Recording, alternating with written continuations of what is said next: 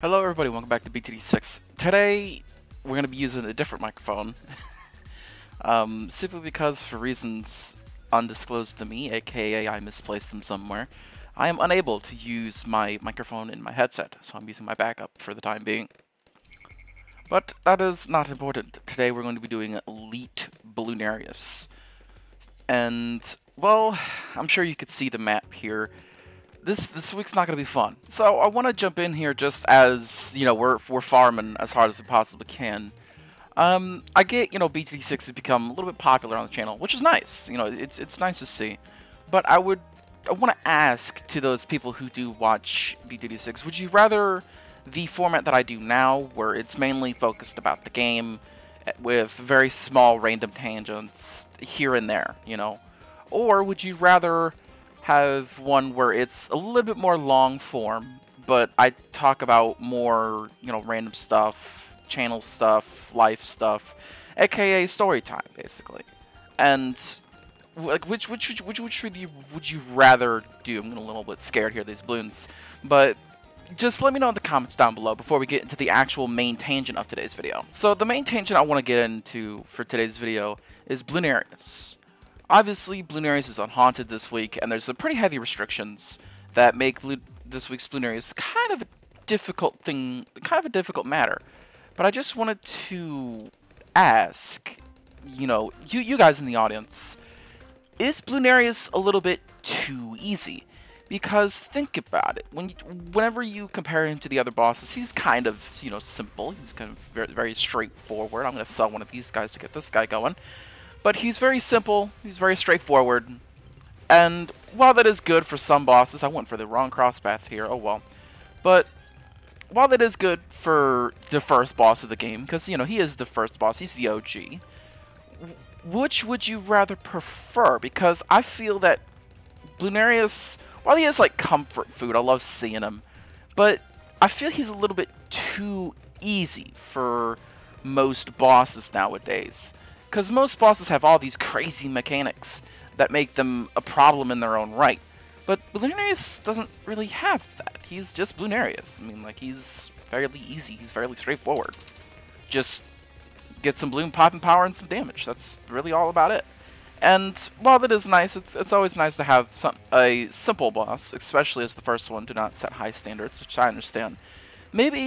Should he maybe be buffed in a certain way? Because if you think about it, he only has two mechanics. He has this mechanic where he spreads balloons across the screen the more he gets damage, and then you have the second mechanic, which is the skull. That's it. And the skull is just mass balloon rush. And this is actually getting a little bit dicey. I don't know if we're going to be able to pop him.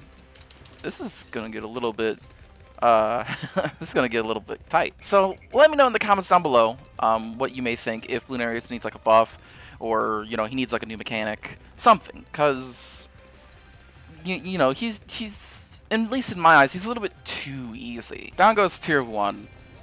Tier 1 was a little bit of a problem, mainly because I went for the wrong cross path on my tax shooters, and their little things were going with the grain instead of against the grain, which is, if you're going to be doing Bloonarius with tax shooters, it's probably better to go against the grain, because you just get more pop and power that way. So we're getting ready for Tier 2 here. Because, well, I mean, like, we're about to get a Glaive Lord, and I'm also going to start saving up for Mad here. And I guess this week should really show just how strong the setup that we've come up with with the Mad and the Glaive Lord here for Bloonarius.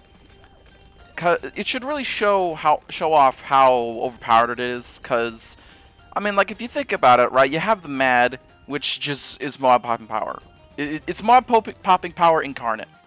And then we have the Glaive Lord here, which is also bloom popping power incarnate. So here we go. We're going to be selling all of these bad boys, all of them, for this guy. And now that should be the entire tier done.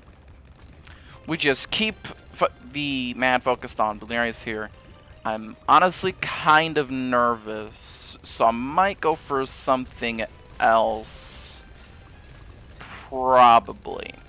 I don't know. We'll see how it goes. Down goes Tier 2. Um, he's fairly easy. He only died about halfway through the track.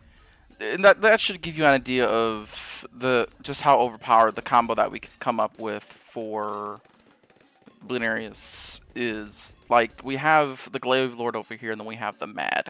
And that's really just all you really need. So I'm going to meet you back when Tier 3 is about to come out, because, well, there's no 5th tier farms are banned this week. So we're not going to be allowed to go for a 5th tier farm and, you know, mad BR reps for insane money. So for this week, we're actually going to be focusing on getting a Monkeyopolis, which I don't want to do, because Monkeyopolis is kind of trash now. Tier 3 is about to come out, and I figured I would just let this happen on its own. So I did keep 4 of these guys. Reason why? I don't know, man. Like, they've just been sitting there making money. Why would I bother them, you know? So here we go with Tier 3. I don't think Tier 3 is going to be too difficult this week, especially since, you know, with the amount of money we're making per round here. But, yeah, here we go with the Paragon. We finally get it. I will see if I can't get some damage amplification, though. With Dark Paragon with obstacles, like, and might be a hot take here, the Dark Paragon with obstacles is, like, probably the best Paragon in the game, not even capping. That may sound ridiculous, but it's true. Like, so, anyway, I will meet you back when Tier 4 is about to come out, because there is, not only do I want to do more farming, but I also want to set up some more defenses. So, here we go with Tier 4. Tier 4 is about to come out here. I've just sort of been mindlessly letting it play itself, really. And I almost forgot I was recording again. Isn't that fun? We're just going to do the same old stuff. We're going to get this guy. We're going to go for Ice. And we're also going to go for the Gloom. And this should be enough to deal with this tier. Maybe it might be a little bit close, but you never know. Come on, get in there. I know you can get in there. There we go. I struggled with that an embarrassing amount. Yeah, this should go down fair. This is gonna go down fairly easily. You know, 2 Paragons with some damage amplification has always been more than enough to deal with Tier 4.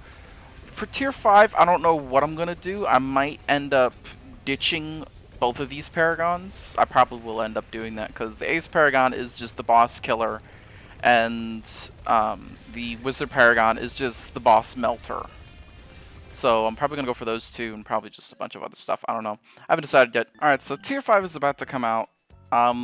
As per the normal, I'm just going to sell everything, build the defenses, and I'll see you in just a little bit. So here we are. Look at the amount of stuff I have on screen right now. I didn't even spend all my money. I had over $4 million when I sold everything. So, except Zelia, of course. So here we go with Tier 5. I don't know how well this is going to go, but there's only one way to find out. I am going to be lazy, though, and I'm going to put you onto you, activate this, activate that, and then we're off to the races.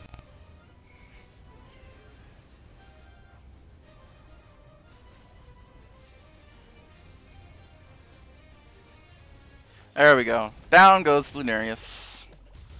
Down he goes.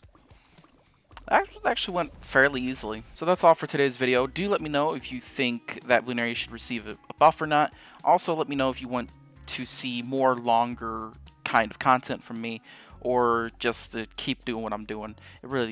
It's really up to the audience at this point. But if you did enjoy this video, make sure to like, comment, subscribe, all that stuff. I promise I will be back to my normal microphone, my normal setup next video. But until then, I'll see you later. How do Moab class balloons have all of those children balloons inside them? They obviously aren't big enough to hold them all. Are they invisible until the parent balloon gets popped? Are they tiny until the parent balloon gets popped? Do they just pop into existence once the parent balloon gets popped?